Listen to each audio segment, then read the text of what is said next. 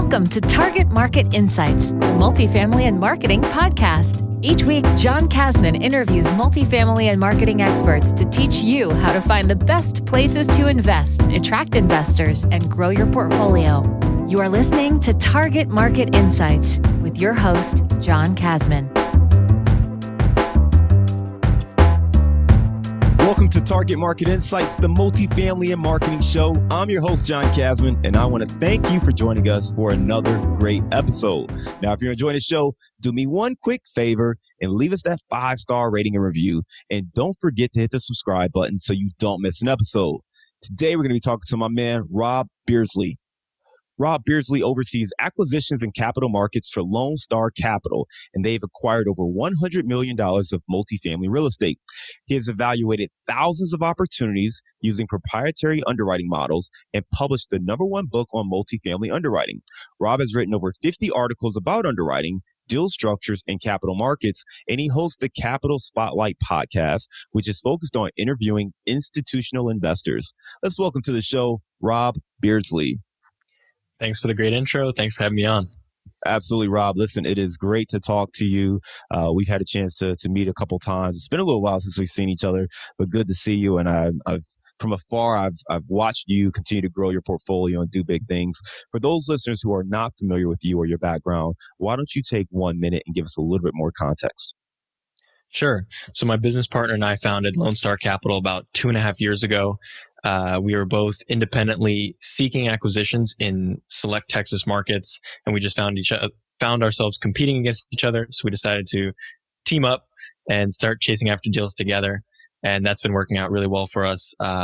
So real estate's always a team sport, so I highly recommend that. So that's LoneStar Capital. We focus on, as you mentioned, garden style, suburban, value add multifamily acquisitions, and my background is I grew up in a real estate family. My parents ran a real estate brokerage firm out in Silicon Valley and really focused on the single family side of things up until really my interests and curiosity led us to start getting involved in larger commercial projects and looking at multifamily. And we just felt that it was such a good fit and a natural evolution for us.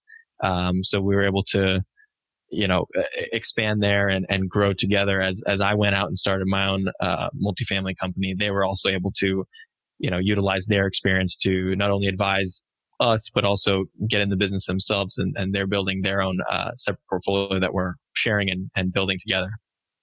No, that's awesome, man. Especially knowing that your parents, were kind of in the business, but doing it a little bit differently than what you're doing. And you've been able to open up their eyes to better opportunities with commercial multifamily investing and kind of now helping them build that portfolio. And Rob, I know last time we spoke, I believe you were living in New York and getting ready to move. Where are you located right now? Right now, I'm sitting in California, staying away from the craziness in New York. Haven't been there for a few months. We're recording this in June 2020. So looking forward to getting back there, getting back to normal, Yeah. So you've kind of went back and forth, right? So you were between California and New York, and then obviously you're doing a lot of investing in Texas. Why Texas for those listening? We hear a lot of great things about Texas, but from your perspective, why is Texas kind of the core market that you focus on? And Texas is huge, by the way. So let's drill down to beyond Texas, but why Texas? Yeah, so high level, Texas as a state, you've got all the big popular things that people are looking for. It's a no state income tax state.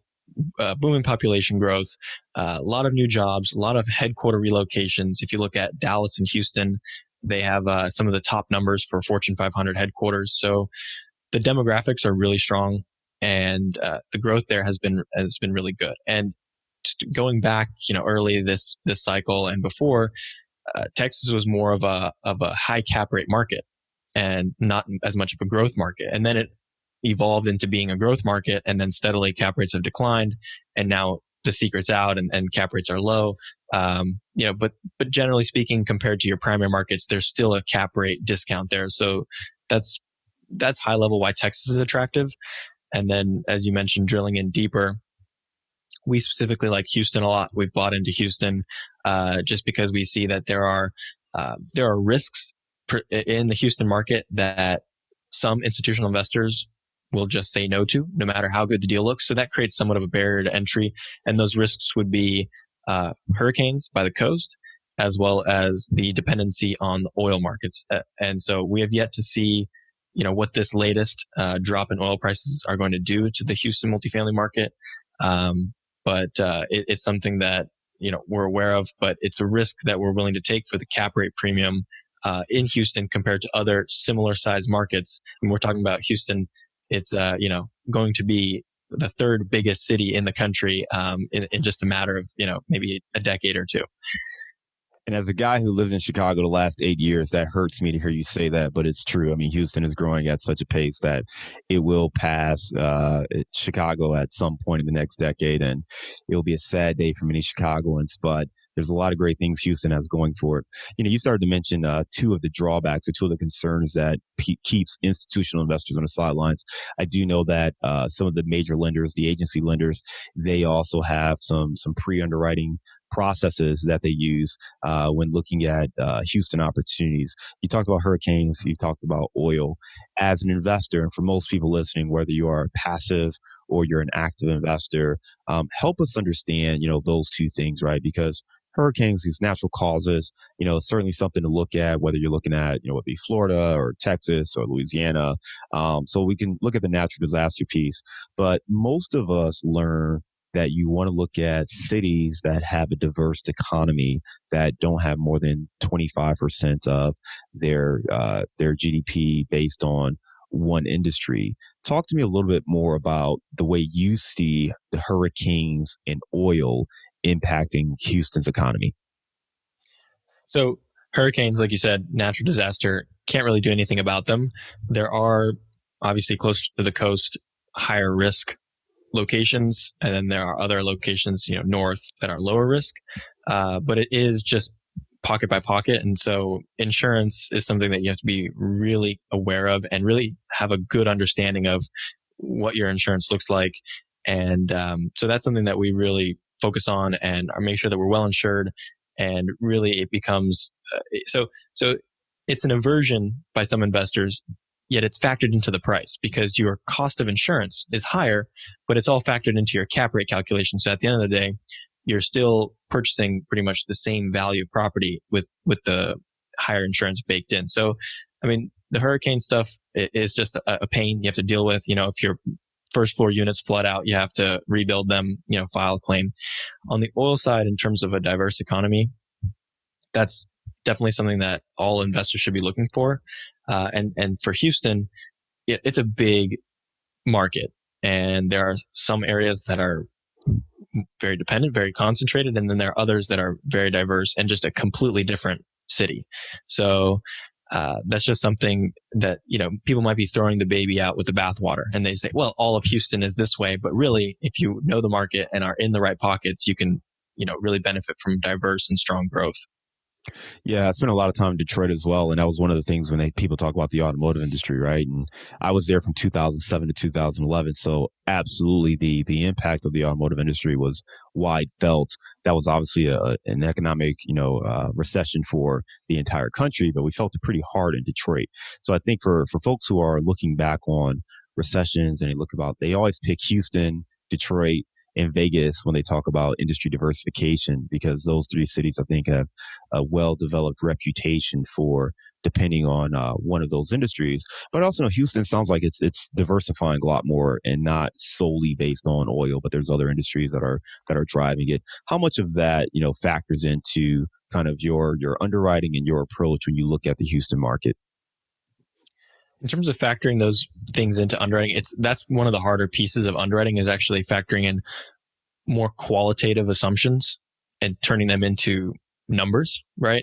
How do you take, the schools are good in this area, and then factor that into your numbers, right? It's a little trickier. So in terms of factoring those things into our numbers, we try to just stay conservative on our rent growth projections, because by stripping that away from the deal, we're making sure that the deal pencils on its own merit based on the business plan without any upside growth factors that we're assuming from the market. So if the deal can stand alone without the benefit of the market, we know it's a good deal, because at the end of the day, we are investing in good markets. So that's something we do in Houston that is a bit unique compared to, let's say, for example, a Dallas.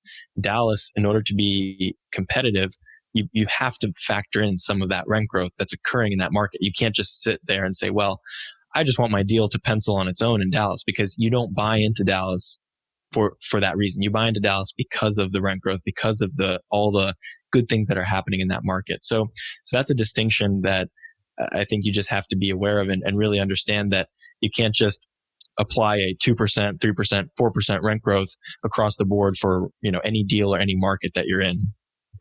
Yeah, Rob, let's talk a little bit more about underwriting, because I think that's something that you do extremely well. You wrote a book on it. Let's start with the book. What led you to write this book on underwriting and sharing that with the masses? Yeah, it's a great question.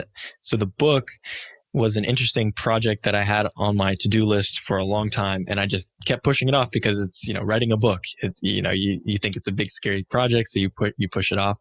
But I finally started it, and just the reason why I wanted to write it in the first place was because when I was first starting out, there was no resource like this, and which is really surprising to me, because it's such an integral part of this business. And you would just think that somebody would have already put to paper the step-by-step process and really their full thoughts on this part of the business, but it just hasn't happened. And so I just felt that with all the people, with my wanting it when I first started, and all the people asking me, hey, how do I get started? What did you read? What course did you take? And I just didn't have an answer for them. So that was really my motivation. And the way I wrote it was I really just took my underwriting model, my Excel spreadsheet, and I just looked at every single input and on all the metrics. And I just said, okay. And I explained every single input and what does it mean? What should you put there? What are kind of the general guidelines? So it's a really, straightforward step-by-step book. It's great for a beginner, but it goes deep enough where, even if you're experienced, you're going to have takeaways as far as how to look at certain assumptions and how to, analyze a deal based on different stress tests and metrics. Yeah. And for anyone listening right now, underwriting is certainly the most complicated part of, this business, in the sense of all the assumptions, all the inputs. You're trying to make projections. It's financial modeling. You've got a financial background. But I think for everyone, it's a science, and it's a bit more of an art than an actual science, because no one is ever right. I mean, you're modeling on, so many line items, and you're making so many assumptions that it's impossible to be perfect. If you are, you should play the lottery. So if you're conservative, you're going to exceed your projections and what you put in that model. If you are optimistic, or if the market shifts on you, or some of those assumptions don't come true, then maybe you miss some of those things. How do you approach it, right? I hear everyone say that they're being conservative. I've never once heard someone say, hey, this is a pretty aggressive model, or we're making pretty aggressive projections here, right? So how do you look at this? And this is really for our passive investors, right? But someone looking at an investment opportunity, how can they ensure that someone really is being conservative, or at least not overly aggressive and optimistic when they're reviewing a deal? Absolutely. So from the passive side, I think this is kind of a myth that my book is also aiming to bust, which is that passive investors don't have the time, knowledge, or expertise to underwrite deals. And I absolutely think that with a little bit of effort, if you're as a passive investor really want to get into this game, you've got to sharpen up that skill, so that way you can, as deals come your way, you can look at them intelligently. And so I want to create that and make that accessible to even passive investors. But with that being said, if you're just quickly looking at a pro forma and you're not going to underwrite the deal yourself, you just want to look at a few key inputs. And those would be, what does the rent growth assumption look like? What does the exit cap rate look like? And I would say probably an interesting one that is far less talked about and harder to really uncover is the stabilization assumptions, because that's something that people often are aggressive with, is they assume 200 unit property. Yeah, we'll renovate every single unit in just 12 months. Oh, and by the way, we'll stay at 95% occupied during that time, right? It's almost impossible. So I think those three levers are highly sensitive to the deal. So that's another interesting thing as you underwrite deals and get more familiar with inputs versus outputs, is some things you get wrong and it just doesn't really matter. Like if your CapEx budget is $1 million and then, oops, it's actually 1.1 million. it's not going to ruin your deal. An extra 100,000 won't kill your deal. But if you get your rent pro forma, if you thought you were going to have $900 rents, but you only have $850, that could be a dead deal. So it's just finding the important metrics that actually matter and really looking at them closely. Yeah, so I want to break those down. You said the rent growth, the exit cap rate, and the stabilization assumptions. Rent growth is basically the year over year growth assumptions that you're assuming. And right along with rent growth is probably the expense growth rate as well. So looking at your rent growth and your expense growth and what are those estimations. Exit cap rate is what you're going to sell the property at. So if you're buying it at a 5 cap, what are you projecting the exit cap rate to be? I'm going to come back to that. And then stabilization assumption, which is once you're done with the work, how long is that going to take you? Can you renovate 200 units in 12 months? Really difficult to do, but how long is it going to take you to do it? And then what kind of vacancy, and not just physical vacancy, but what kind of economic vacancy are you going to face while you go through that stabilization period? I want to go to cap rates real quick here. What are your thoughts on entry cap rates? Do you think they matter, or is it something that's just completely blown out of proportion? Well, it's a really interesting thing because the simplistic view would be to say, well, your entry cap rate doesn't matter because your value add business plan is going to create value, and therefore you can buy at a compressed cap rate, which that's typically today how value add deals work. Is if the market cap rate is, like you said, 5, you may have to pay up and pay a 4.5 cap to get into a value add deal where you have the opportunity to push your operating cap rate up to a 5.5, 6, 6.5.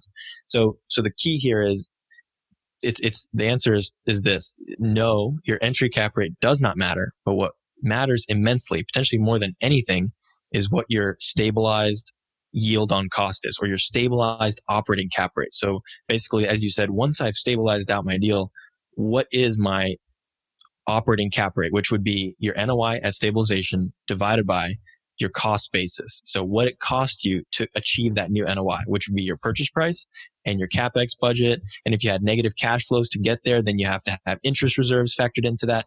That's all in your cost basis. So sure, I mean, we've bought deals at 2 caps and 4, 5, 6. And so the most important piece is that we get that entry cap rate to a 6, to a 7, to an 8, whatever we need that premium. So that way we're actually getting paid for the risk. Because the problem I see a lot is people get really excited about the value add. They see the before and after pictures. They want to renovate units. But look, if you're going to pay a going in 4 cap to then push rents to get yourself to a 5 or a 5.5 cap, why didn't you just buy a stabilized property to begin with at the 5 cap?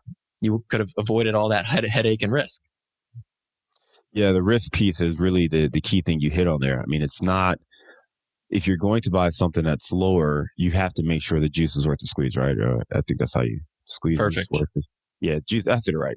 But to that point, I mean, that's the work you have to factor those in. And I don't see a lot of people doing that. A lot of people do not take a look at that stabilized cap rate and factoring that in. Now, for those who maybe we're going over your heads a little bit, but as we talk about the cap rate, think about the overall valuation or the return that you would expect on your capital if you were investing in stocks or something else. So if you're buying at a 5 cap, you might expect 5% return on your money. And that's one of those things where everyone looks at deals a little bit differently. But as you talk about the underwriting model, you have to factor in the risk there a little bit to make it make sense for you. On your exit cap rate, are you keeping them flat? Are you increasing the exit cap rate? And what market dynamics indicate or direct you on how you adjust your exit cap rate projections? Yeah, so this is another myth buster that we're going to talk about here with the going in cap rate versus the exit cap rate. Because as we just discussed, you can get into a deal at any cap rate, right, based on your business plan. So it's not fair to say that you're going to buy at a compressed cap rate and then sell at a spread to that compressed cap rate, right? So and the reason why I bring this up is because the typical advice or guideline, which is pretty good advice, is you should exit at a cap rate that is anywhere from 50 to 100 basis points or 0.5% to 1% over your going in cap rate. But that more applies to stabilized core assets. because once we have value add in play, then your cap rate going in gets distorted. So the way that we had solve for this is we throw out what our going in cap rate is and really focus on the market. And we do that by talking with brokers, by being in the market, by bidding on deals that are both stabilized and value add. So we know what cap rates are really being, what properties are really being traded at. And we take that market cap rate. So let's say today stabilized is 5.5% for this type of property that we're buying. Well, it would be safe to exit for us. We feel about 50 bips over that, which would be a 6% exit cap rate. This is super market dependent and it's deal dependent. And the interesting thing to understand is you have to price your exit cap rate based on what your property will look like when you're selling it. So for example, you could potentially, let's say, buy a building and then wait 10 years. And in 10 years time, that deal will become a value add deal because it'll be 10 years old interiors. It'll need an upgrade. A new investor will be willing to go in there and pay you a compressed cap rate. So if you want to do that, you could, in effect, project a compressed cap rate based on that you're going to sell at a value add. But that's very rare. Most people are fully renovating a property and then projecting to sell a stabilized asset. And that will sell at market cap rates, which will be higher. So it's not fair to say just 50 or 100 basis points across the board. You really need to understand what you're selling, when you're selling, and what the market is today.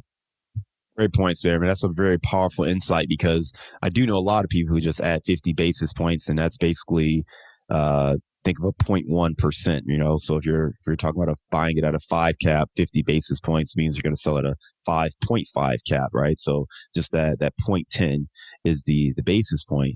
And a lot of people will add those 50 basis points and that's it. Or I've also heard the rule of thumb of 10 basis points for how many years that you're going to hold the asset. And those are good rule of thumbs. But to your point, rule of thumbs are just broad strokes. I think as you get into the nuances, your business plan and all these other factors have to play in. Rob Beardsley, we're talking to right now about underwriting.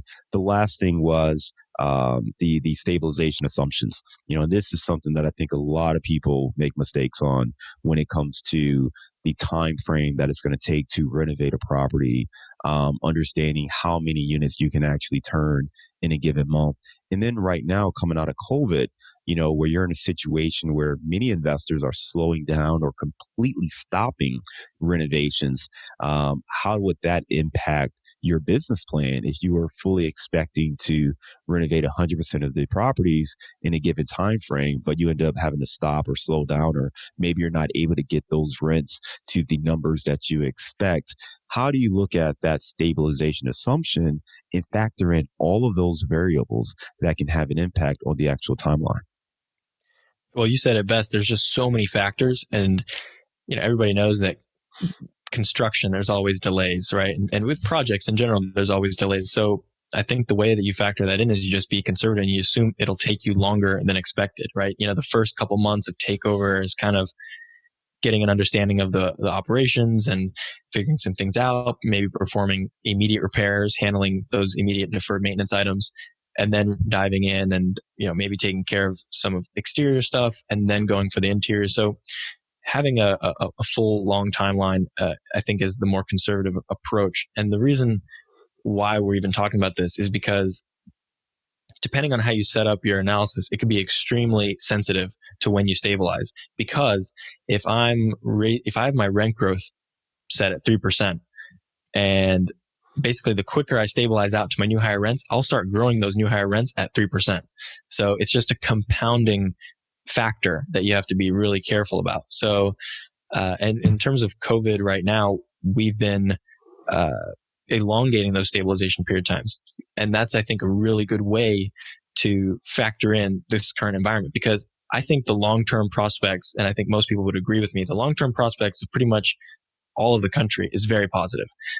The economy is growing, population is growing, rents are increasing. Multifamily has a great moat around it for long-term demographics. So I don't want to change my long-term terminal valuation, but the short-term we may have some troubles. So to factor for that, I want to factor in a higher economic loss in the interim as well as a longer stabilization timeline. Because we have for some projects right now that we're not spending any capital expenditures on. Other projects we have bridge loan on, so the money is there with the lender, and spend it. You got to get it done as quickly as possible. So there's just it's definitely case by case, but you just have uncertain things come up. So as you mentioned right now with COVID, I mean, you're factoring in, more economic vacancies and economic loss. And those are everything from bad debt, tenant money that you're just not getting back, loss to lease where you're having to have a little bit of a gap from the current lease to what market rates are. Having some concessions, so you may need to give $50 off or $100 off the first month. Various things like that to keep occupancy high.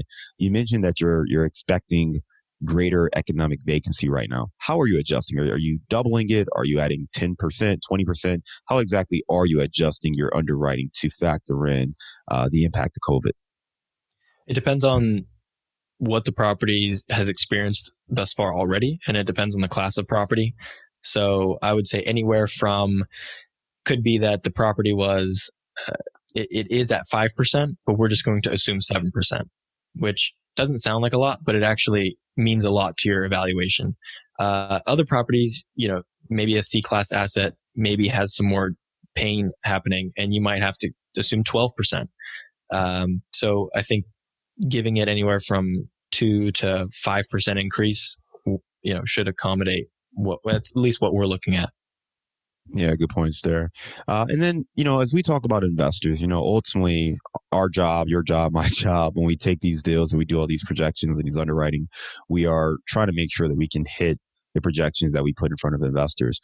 What are the questions you get on your underwriting? What are some of the consistent questions you get from investors, the most common questions you get that really, you feel like you answer frequently from investors?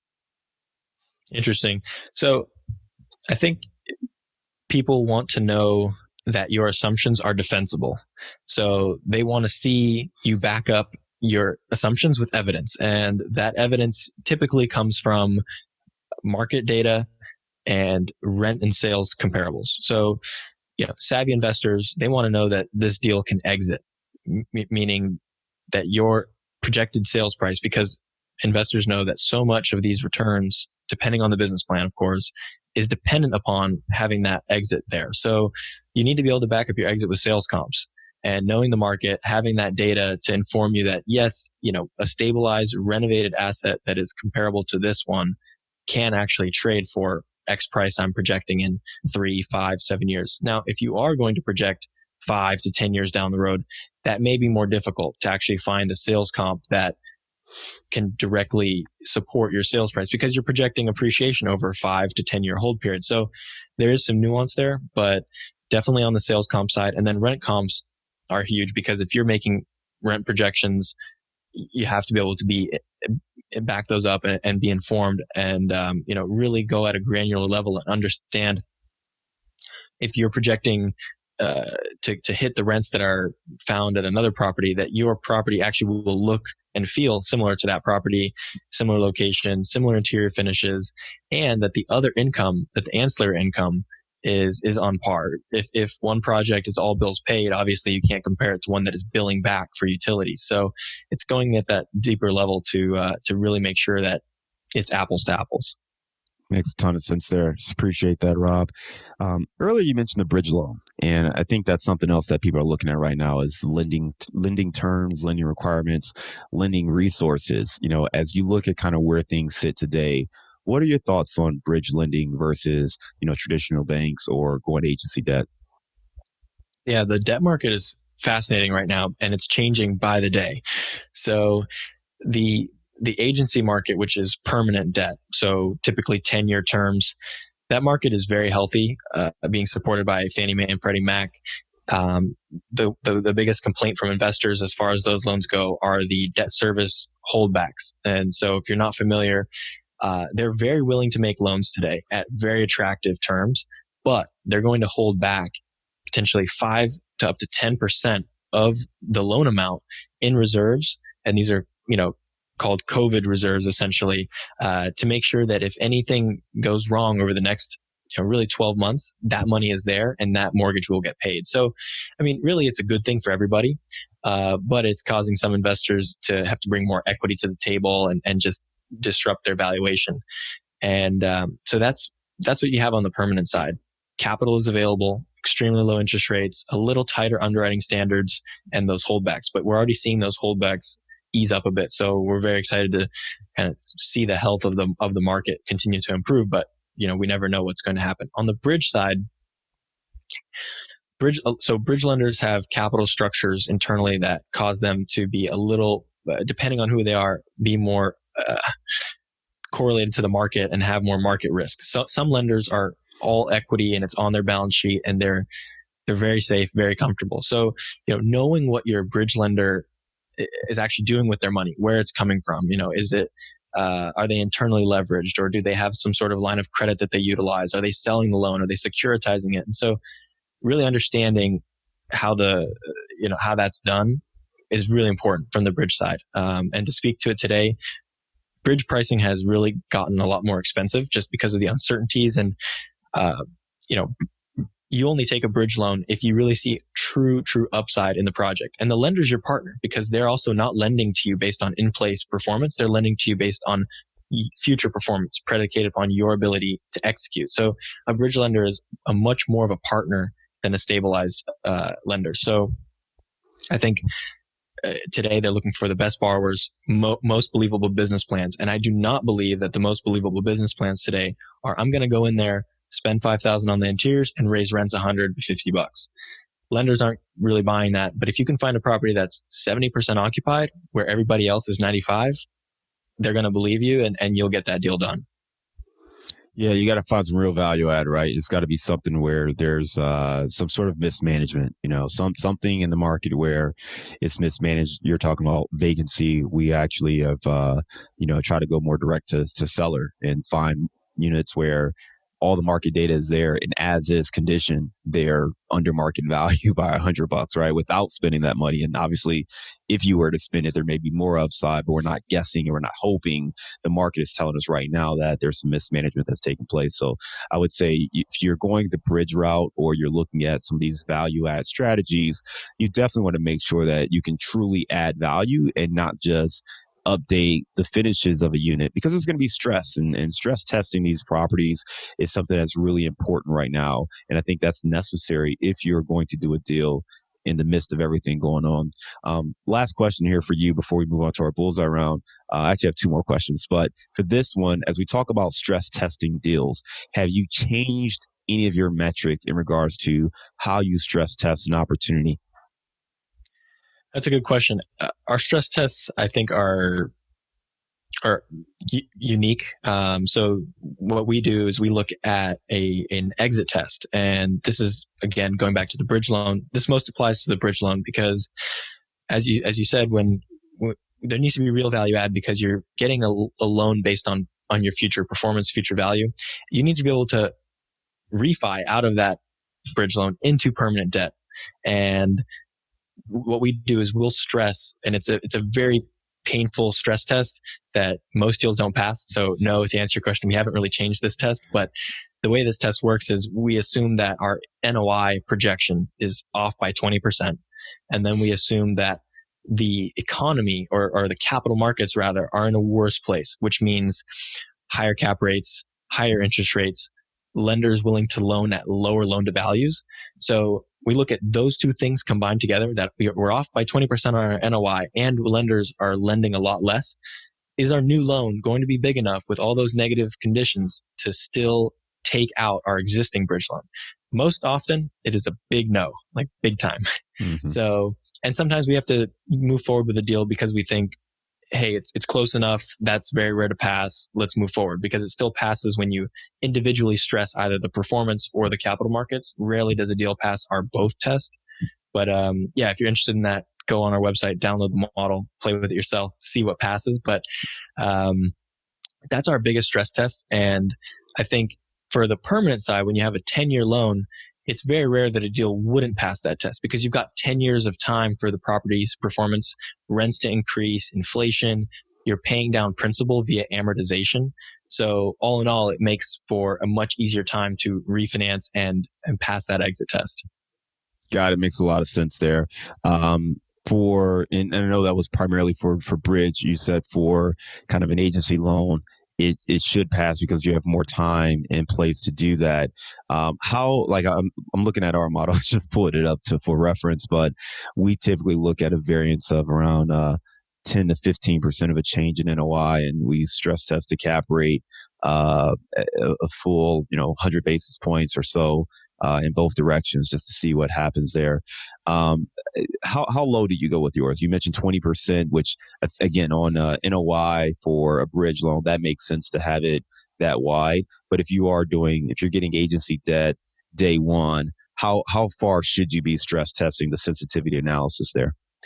Yeah, so great question, because as you said, the the exit test is really aimed at the bridge. So how do you stress an agency deal, right? More of a stabilized yield cash flow deal. And the way that I think is best is to look at your break-even occupancy.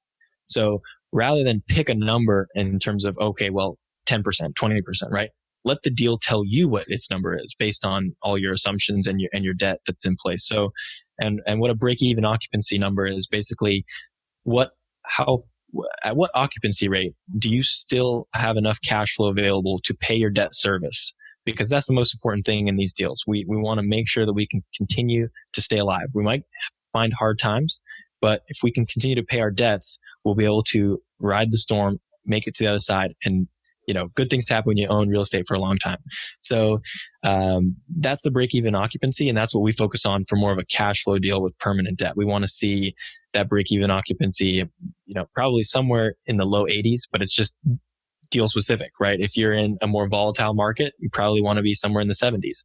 And you want to be able to see it pass with amortization in place, unless you're taking a full-term interest-only loan. A lot of people get, I don't want to say surprised, but loans often have an interest-only component for the first couple of years, and then that goes away, and then your debt service goes up substantially because now you're paying not only interest, but you're also paying principal.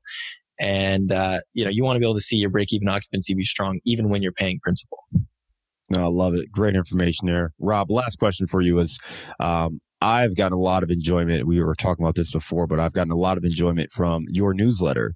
As I told you, from a marketer standpoint, I'm not sure 100% who your target audience is, as a lot of the information is very heady. You're such a knowledgeable guy, and you have great perspective when it comes to capital markets and underwriting and things of that nature. But I always get a glimpse of insight anytime I check out your newsletter. Can you just talk a little about, the newsletter, why you write the way you write, and focus so much on kind of advanced strategies and nuances of underwriting in capital markets, and why you drive that for the people? Yeah, absolutely. So I really appreciate that. The newsletter is something that I just really enjoy doing, and I would write it even if nobody was reading it.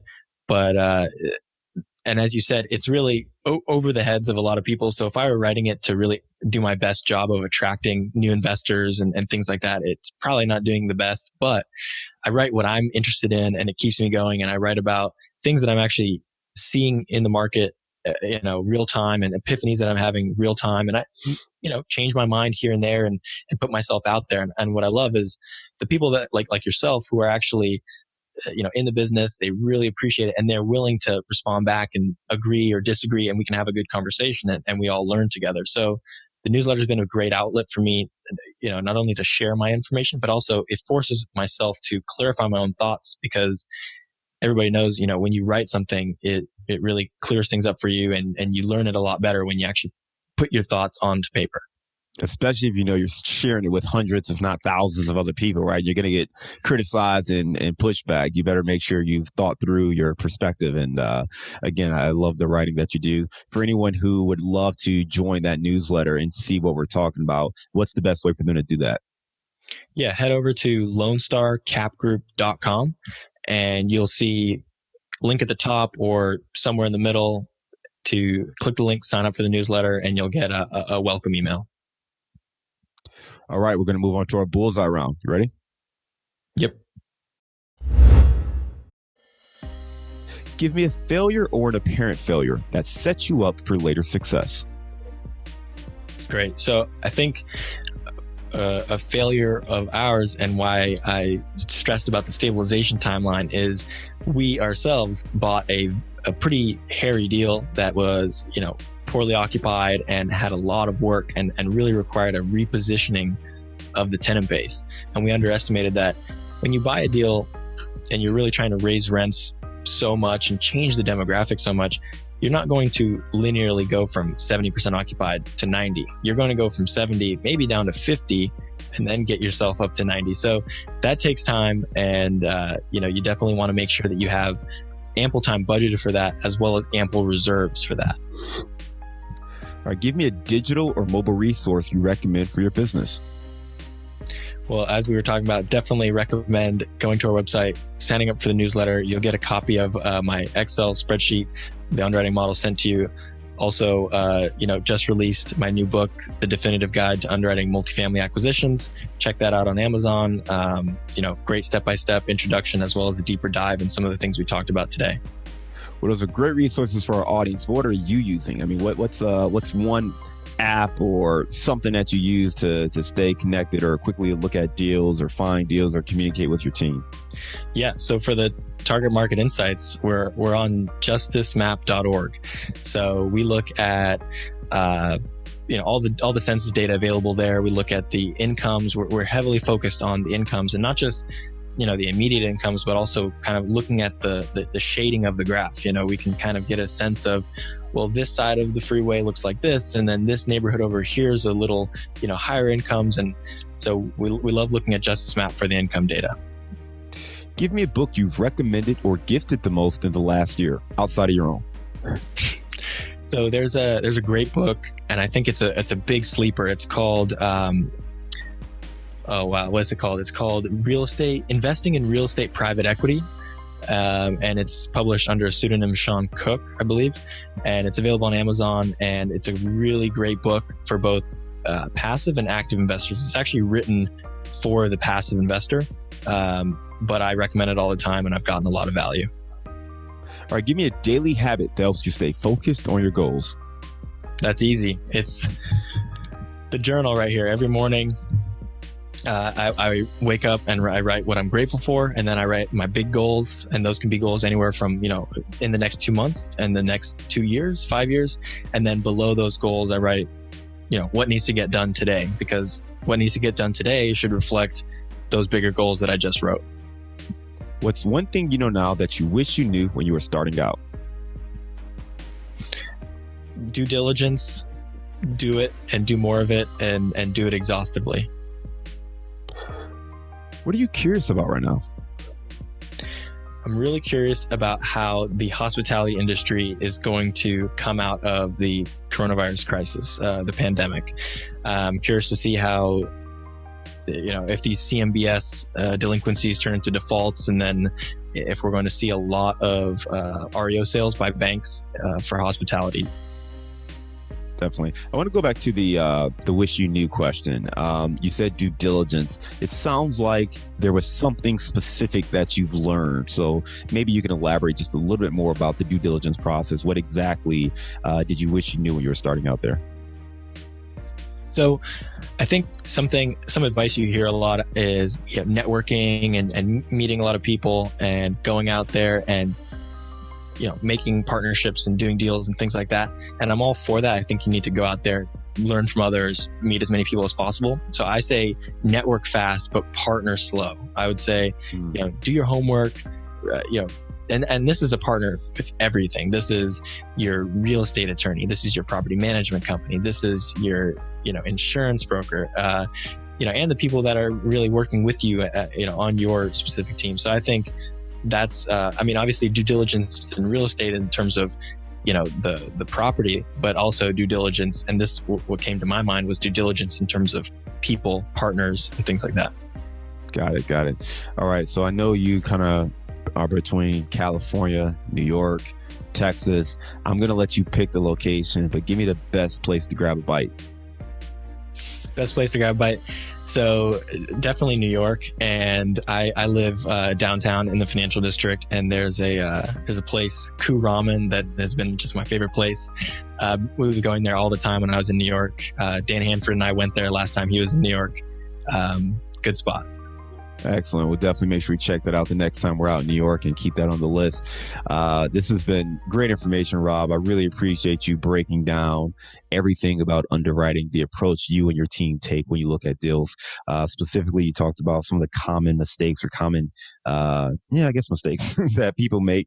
It comes to rent growth, the exit cap rate, and the stabilization assumptions that are being made, really helping even passive investors to think about how to quickly look at deals, what to look at when they're underwriting deals or reviewing an investment opportunity. And for active investors, just to make sure that they are doing their proper due diligence, that they're being conservative in the way they're projecting these deals and taking care of their investors and making wise decisions.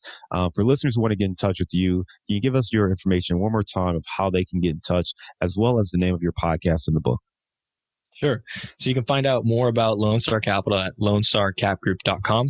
There you can find ways to connect with me. But if you want to reach out to me directly, you can email rob@LoneStarCapGroup.com.